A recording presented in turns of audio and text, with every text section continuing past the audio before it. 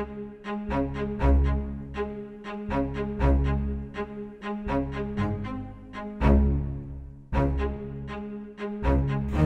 and welcome to Genesis Spirit of Women's program, The Sweet Truth. Tonight we've invited Dr. Jay Patel from Genesis Endocrinology and the Genesis Diabetes and Nutrition Education team to talk to us about the sweet truth of diabetes and healthy eating. And later we're going to show you how to prepare some healthy recipes that are easy and will help keep your diabetes and weight management in check. We'll provide the links to our recipes that we're cooking this evening in the comment section below so that you can try them at home in your kitchen. And also be sure to add your name in the comment section during the live event so that we can know you're watching and get you entered into the door prizes with our Spirit of Women business partners. Tonight we're giving away gift bags from Pampered Chef, Arbonne International, and Northside Pharmacies. Each are valued at $50. Now I would like to introduce to you Genesis Director of Rehabilitation and Ambulatory Services, Keela Barker. Welcome, Keela. Thanks, Linda. Hello, I'm happy to be here with you this evening. We want to share with you the sweet truth about diabetes. We're going to start the program with some frequently asked questions from one of our Genesis endocrinologists, Dr. Jay Patel. Dr. Patel is a board-certified endocrinologist. He completed his endocrinology fellowship at the University of Nebraska Medical Center in Omaha, Nebraska. He then began his career as an endocrinologist at Centura Endocrinology Specialist in Virginia Beach, Virginia. Dr. Patel is located at the Genesis Endocrinology office near the hospital. Welcome, Dr. Patel. Our first question is, as a health condition, is diabetes serious? Yeah, diabetes is very serious for many reasons. High blood sugars can be very problematic towards our health, as can low blood sugars as well. If you have really high blood sugars, you're going to feel very ill, maybe very tired. Also, you may end up urinating a lot, which might make you very dehydrated, and you also want to drink a lot of water and really being dehydrated, and that's never healthy. If you have low blood sugars from possible treatments, from medications that you're using for diabetes, without close monitoring, you can also have problems like passing out. And if you were to pass out and fall and hit your head, that could be very problematic too. So despite diabetes being overall asymptomatic, if you get very high or very low, it can cause a lot of other problems that may not be foreseen initially. Thank you. Our next question is, does insulin cure diabetes? Oh, great question, Keela. So insulin does not necessarily cure diabetes, but what it does help to do is keep glucose values in a normal range if we titrate it correctly. And by keeping it in a normal range, it makes all of those risks that can be associated with diabetes, it can limit those risks substantially to make it the same as though you did not have diabetes. So insulin doesn't cure diabetes, but it does essentially maintain a sense of normalcy that could keep you just as healthy as someone that does not have diabetes. And another question that people commonly ask is that once you're on insulin, can you come off of insulin? And the answer to that is yes. With adequate exercise and diet, you can certainly make changes in your health to help reduce the amount of insulin that you take over time and maybe even come off of the medication as well. We get this next question a lot. Does being overweight cause type 2 diabetes? Well, being overweight does not necessarily cause diabetes, but there can be a lot of other factors put together where diabetes can happen. For example, the diet that you have throughout your life, but also the genetics that you were born with. They can contribute to how insulin resistant or insulin sensitive your body is, and through that process, how much insulin are you going to need for the rest of your life. So if you're predisposed because you have a big family history of diabetes, then it's more likely that you may end up having diabetes regardless of what your weight is. However, once you have been diagnosed with diabetes, the weight does not necessarily help and may require more additional medications to keep that sugar under control. With that being said, diet and exercise, as we've discussed today, certainly helps play a role in combating that weight issue. And just in time for the holidays, is diabetes caused by eating too much sugar? Oh, great question, Keela. So too much sugar in your diet does not contribute to a diagnosis of diabetes. But what it can do is, if you already have a diagnosis of diabetes, will cause your blood sugars to rise. So if your blood sugars rise too much because your diet is full of sweets during the holiday season, then in that case, your sugars will go up, and then of course you'll need more medication. So avoid that as much as possible. But if you do not have diabetes, then the sweets that you eat during the holiday season won't cause any problems to your health overall. Just, you'll have a great time. Our last question this evening is, can people with diabetes eat sugar? So, of course, people with diabetes can eat sugar. The question really is should you eat sugar? And it depends. A great way of using an alternative to sugar is using things like stevia or Truvia, which do not actually have carbohydrates in it and still have that sweet taste that you're looking for. That helps your sugar stay level despite you eating foods that you think are sweet. But with that being said, just regular sugar, for example, in a cookie, are also okay if you know that your sugars are well under control, and if taken in moderation. So once in a while, if you have it with a healthy meal, for example, with salad or other fibers and proteins, your blood sugars are going to maybe go up a little bit, but at the end of the day, you need carbohydrates and sugars in your body, and the medications are there, if you are taking any medications, to help use that sugar for your own body and nutrition and health. So you do need sugar. If you would like to find out more information about Genesis Endocrinology, call us at 740-586-6690 or visit us on the web at genesishcs.org. Next, we have Olivia Barkley. Olivia is a registered nurse with Genesis Diabetes Nutrition and Education. As a diabetes and nutrition educator, Olivia has more sweet truths about why we should keep our weight and diabetes in check. Welcome, Olivia. Thank you, Keela. Diabetes is a condition in which you have too much glucose or sugar in your bloodstream. If not managed, diabetes can cause complications throughout your body, such as nerve damage, eye damage, kidney damage, blood clots, heart attacks, and strokes. Type 2 diabetes is the most common type of diabetes. Several risk factors increase your risk for developing type 2 diabetes, such as family history, being over the age of 45, low activity lifestyle, being overweight, and having high levels of stress. The sweet truth about diabetes is you can take action to delay, prevent, and manage this condition. It is never too late to start making simple changes throughout your life to decrease the onset or progression of diabetes. Some examples of simple changes you can make are: get more exercise, exercising 30 minutes a day, 3 to 5 days a week. Lose excess weight. Decreasing your body weight by 5 to 7% will reduce your risk of developing type 2 diabetes. Improve your diet. Eating high fiber foods, including fruits, vegetables, beans, whole grains, and nuts can decrease your diabetes risk. Know your numbers to reduce your risk. Talk with your doctor to see if you should be tested for diabetes. 25% of people with diabetes are unaware. As previously mentioned, having diabetes increases your risk of having a stroke. There are signs and symptoms to watch for if you think you or a loved one may be having a stroke. An easy way to remember those signs and symptoms is by remembering the acronym B FAST. B stands for balance, sudden loss in balance. E stands for eyes, or vision loss. F is for face, experiencing facial drooping or having an uneven smile. A stands for arms. Having sudden arm weakness is a sign of a stroke.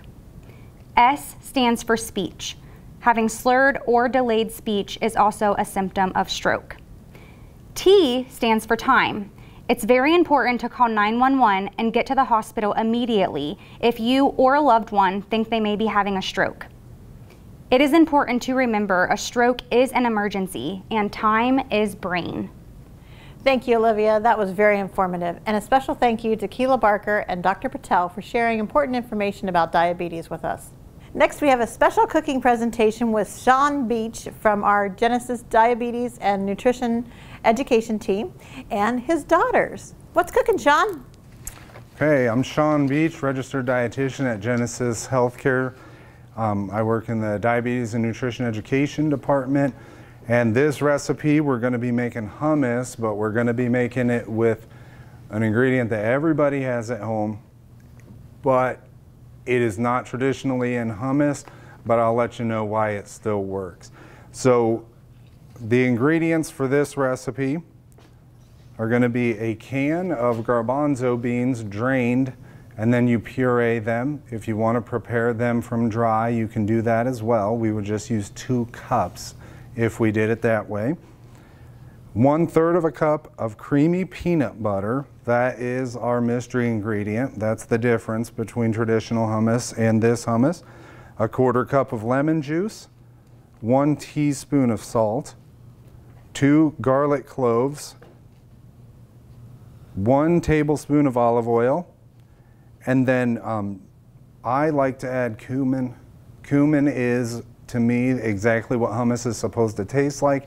You'll find a lot of recipes that don't have cumin. I find that it misses, and cumin is you'll flavor it to your taste. I put a lot in, but some people aren't as big of a fan of the cumin, so they'll put a little bit less in. But a 1/2 teaspoon is a good place to start. So I took the trouble, I went ahead and put everything together already. So in this bowl here in front of Audrey, my 7-year-old daughter, and Evelyn, my 10-year-old daughter, I already have the pureed garbanzo beans here. Sometimes on the can you'll see them listed as chickpeas, but they're the same thing. So we used a can of these, and I ran them through a food processor to get them nice and creamy and pureed. Mashed potatoes. Yes, or I was thinking that too. It's very, very thin. In here, I already, in the same food processor, I mixed together that peanut butter, the lemon juice, the garlic, and some salt. The peanut butter in here is the replacement for what in normal hummus is, it's tahini. And the reason that I swapped out the tahini for the peanut butter is because I don't know anybody who has tahini in their house. Tahini is sesame seed paste, and the fact that it's a paste of a seed and peanut butter is the paste of a seed is why it works as a switch, as a substitute.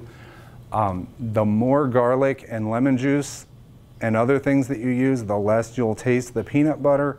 1/3 of a cup of peanut butter is quite a bit of peanut butter, so it can taste pretty peanutty, but I don't know. I don't think there's anything wrong with the taste of peanut butter, so I like it. Do not make this if you're allergic to... Oh yeah, if you're allergic to nuts, of course, we wouldn't be making this. Unless you found some alternative peanut butter or like seed, like sunflower seed butter. Oh yeah, sunflower seed butter or soy nut butter, I've seen that too. You can try it with any of those things, and you can even try making hummus with different beans as well. They don't always have to be garbanzo beans. I've seen black bean hummus, you know, so you can, hummus is one of those things that is more of an idea than it is a specific list of ingredients. So we're mixing those, we're mixing all those basic ingredients together. Now we're going to get to the point where we can kind of like go our own direction with it. We have the cumin here that, again, I like to use a lot of cumin, and I really kind of lay it on, so I don't even need the lid, right? So we'll just let it in there. The paprika that's called for is just a lot of times when you eat hummus, you'll see a little dusting of red on top. It's just the paprika. It usually isn't going to give us a lot of flavor. Did you already use this? So we'll mix that, and then like I said, we'll use this as basically a garnish. Evelyn doesn't eat hummus, so she's gonna watch Audrey eat. I'm just gonna eat the chips.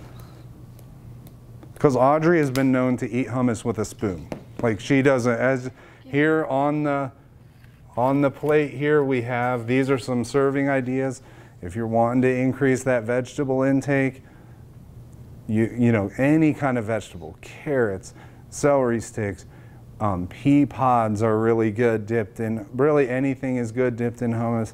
And then a lot of times at home we're doing pretzels, or a lot of people use chips. And it can even be used as an interesting replacement for mayonnaise on a sandwich or something like that. It's really good. We're gonna let Audrey go ahead and try this. Evelyn would just eat carrots and chips. Good stuff. All right, now we're gonna make lentil pilaf. This includes lentils. If you're not familiar with lentils, they're a type of bean, and they're really convenient to use because one of the difficulties in using beans is how long they can take to prepare if you're buying a bag of beans. These lentils, you don't have to do any preparation before we put them in the recipe. We're just gonna make it all at the same time. Now, lentils are a bean, but because they're considered to be a starchy vegetable, they will count as one vegetable exchange if you're aiming for your 5 servings of fruits and vegetables per day. They are a great source of fiber. The type of fiber that beans, including lentils, have in them is a type of fiber called soluble fiber that has been linked with helping to keep your blood sugar under better control.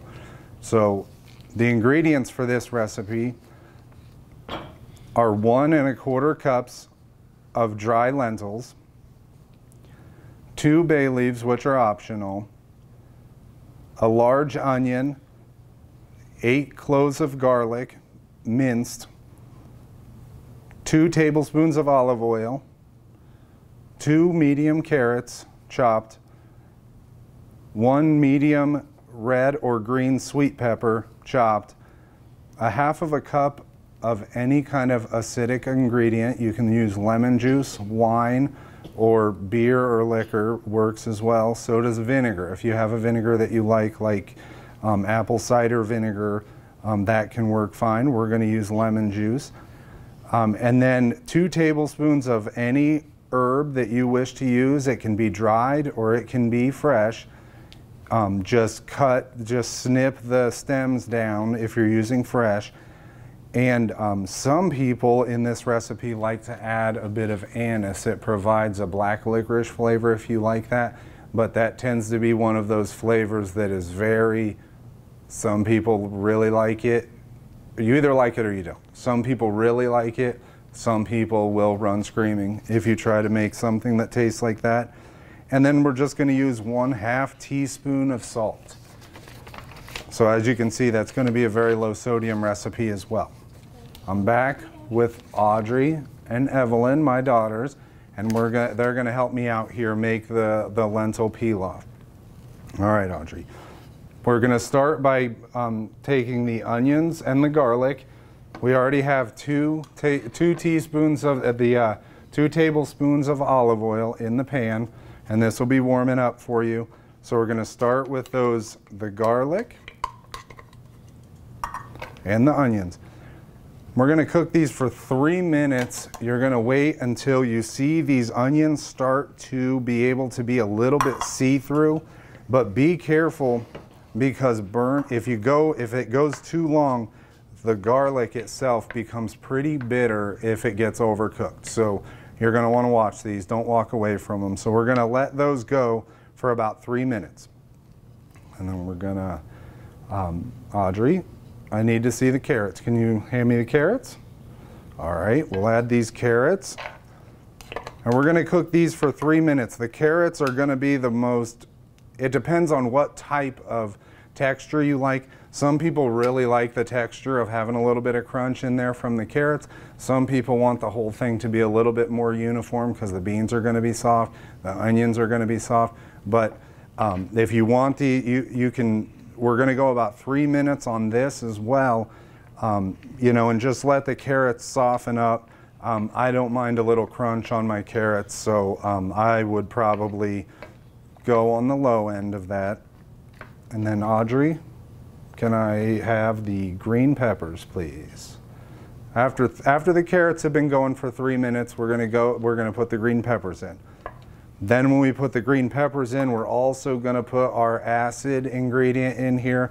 And like I said, we're gonna use lemon juice. So it's just a 1/4 cup or a couple tablespoons. What this does is it's gonna really just brighten up the flavor of the dish. A lot of times when you're eating beans, if you're used to rice and beans or a bean soup, you're thinking these heavy, these heavy dishes that are they're hearty and they really weigh on you. This is a dish that is going to be a lot more vibrant, and that's why I like the lime juice or the lemon juice in here. But some sort of light white wine is good too. And then once we get it to this point, what we're going to do is we're going to cover it with a lid, or I'll sometimes lay a cooking sheet over the top of it, just because we're going to kind of trap in the steam to really work on getting the last of these vegetables softened up, and really help that olive oil and the flavor of the lemon juice get in there too. Actually, before I start doing that, I want to add these herbs, because I want those to start soaking in too. So Audrey, we're going to go with the herbs first, Evelyn. Follow directions when you're cooking. I don't know what this one was up to, but we'll put that in there. Keep an eye on this too, because sometimes you may find that you're going to need a little bit more liquid in here. So if you start to notice that something is cooking or something is sticking and things are turning a color that you're maybe not a big fan of the direction that they're heading, they're getting a little too dark or something, put a little bit of water in here or something like that, just to keep everything up off the bottom of the pan.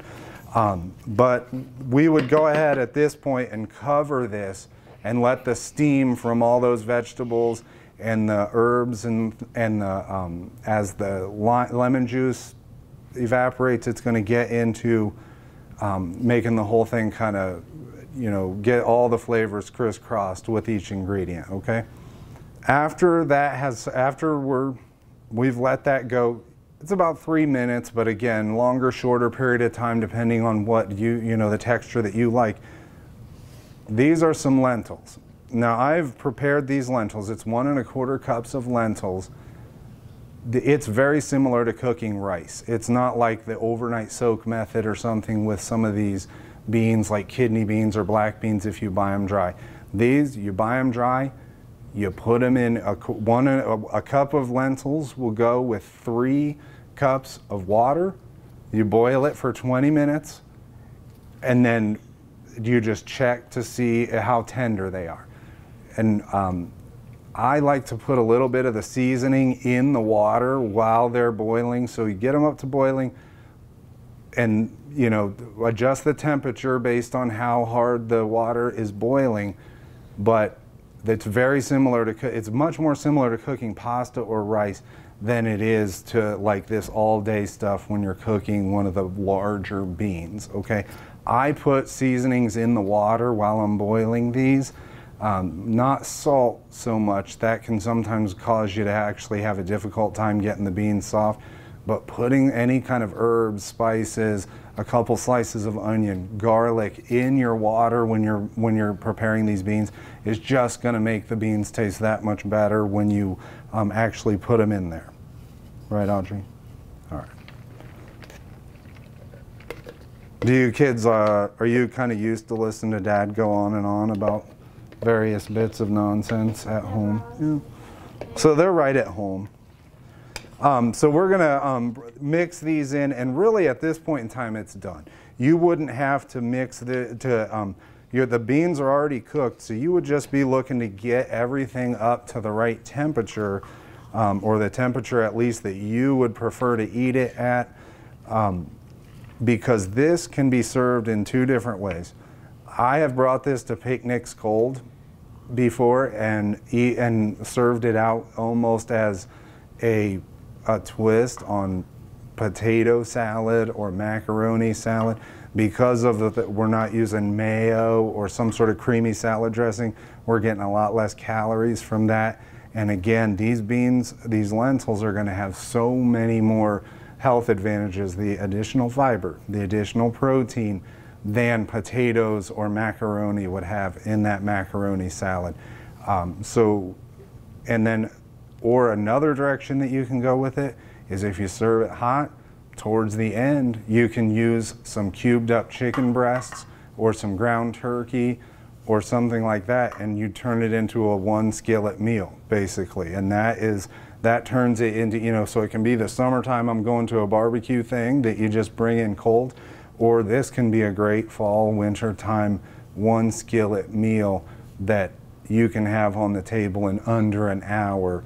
And like I'm saying, these are those kinds of things that when you make it, people don't eat stuff like this very often. So when you serve something up like this, they think you went through all kinds of craziness to get dinner on the table.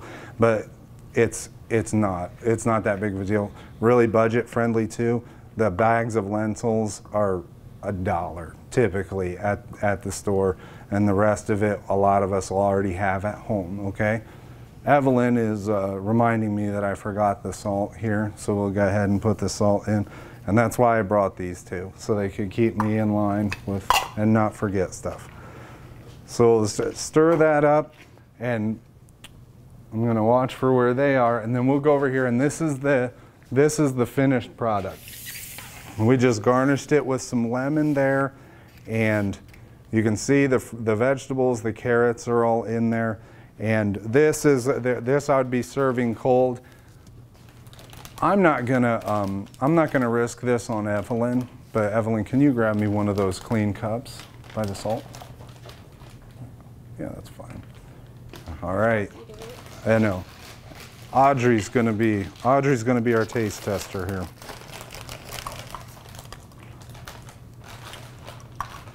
All right, we got a winner here. Next, we're going to make black bean brownies. The ingredients are 1 15-ounce can of black beans. We're going to rinse them and drain them well. A cup of water, 1 package of brownie mix, and we're going to do 1 cup of chocolate chips divided. You can use any flavor chocolate chips you want, butterscotch chips, regular chocolate chips, dark chocolate, milk chocolate, etc. So I'm here with Audrey and Evelyn, my 2 daughters, and we're going to make brownies, and you saw the title, it's black bean brownies. And this is an interesting recipe. We're going to start with just a regular boxed brownie mix. Nothing special here. We're not going to, you know, scare up a bunch of ingredients. And there are literally going to be 3 ingredients, 4 if you count the chocolate chips, because you don't need to add the chocolate chips. And this recipe is going to save a lot of calories. In a typical brownie recipe, we would use 1/2 cup of oil and 2 eggs. 1/2 cup of oil has almost 1,000 calories in it. So eliminating that oil and including the pureed black beans is going to save us an amazing amount of calories, not to mention black beans are almost 0 fat, and so there's no concern about cholesterol or anything like that. They also are going to add an amazing amount of fiber to this this dessert item. So it's the calories that you're saving from going from just a regular brownie mix as you make it on the back to this with the black beans. It's hard to even imagine how many calories we're going to save with this. And I was unsure if this was going to work the first time I tried it, and it works great. The flavor from the brownie mix is strong enough that you don't have any idea that there's black beans in this. Now, here's our black beans. We're going to put these in first. We pureed these. I used a food processor to puree these, and they are very smooth. If you just try to use a blender or an inversion blender, you know, a stick blender, you're going to get a lot of chunks in there. But that can still be fine. It's not going to affect the flavor. But using a good food processor like this to make them I would say it's almost, girls, you think it's like applesauce kind of is what it looks like. Very, very broken down, and that's kind of what we want. So we'll just put those in there.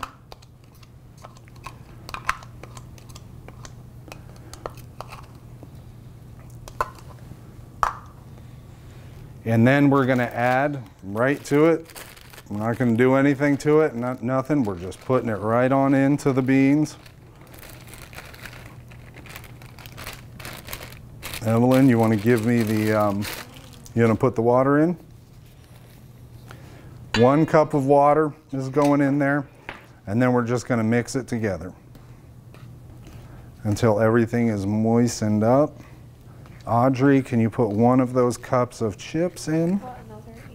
Yeah, you can take, well, each of you will do 1. All right, so that one is mixed through. And then what I did here is I prepared this pan. Now when you read the label directions, it tells you to spray a pan with cooking spray. I don't trust that method at all. So like you can see here, we went ahead and put parchment paper in the bottom of this, and it really helps, especially with these brownies, because no, we're not going to put those in yet. So those ingredients, that's all we did. Water, brownie mix, and those black beans are in here. We're putting that in the pan. And then if there's any chocolate chips left, I don't know if there will be after the girls get done scrapping over them, go ahead and put those over the top. We're going to put it in an oven, 350 degrees. The baking instructions are exactly what you find on your box. They have a different time that you're going to bake it based on whether you used a round or a square or a 9x13. So the choice of pan is up to you. 350, we pop it in the oven.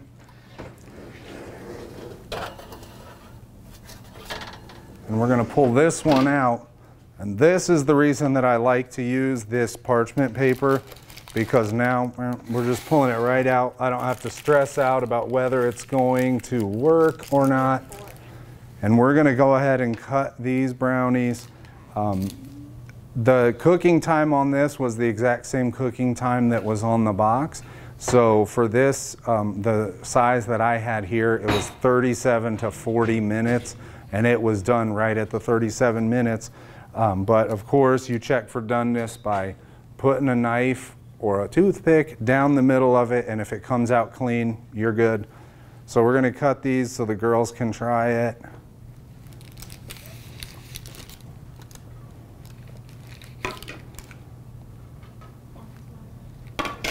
Girls, you want to bring me your plate, Evelyn? Do that. And let's give them a shot. Audrey, you just eat it with your hands. What are you shy? You're shy now about eating with your hands? How is it? Tastes like a brownie. Yeah, which is exactly what we want it to do. So this is, you don't have to try to sneak it in on anybody. Nobody's even gonna think about whether this is anything different than your normal brownies. You know, and it's, like I'm saying, it adds so much fiber. The fiber that's in beans has been shown to help keep your blood sugar from rising as much, you know, to help keep your blood sugar a little bit more stable, keep it from going up and down so variably. So this is a great way to sort of, you know, have your brownies and eat them too, and save some calories and some sugar and some fat in your diet. All right, thank you, Audrey and Evelyn, for helping me with the recipes tonight. For more information or questions about Genesis Diabetes Nutrition Education, call us at 740-454-4568 or visit us on the web at genesishcs.org. Thanks to all our presenters tonight for giving us the sweet truth about diabetes and weight management. And be sure to add your name in the comment section below to be entered to win a door prize. We will notify our winners via Facebook Messenger. And we'll take names for about 5 minutes after this live program ends. So thank you for joining us, and look for more Spirit of Women programs coming in 2021.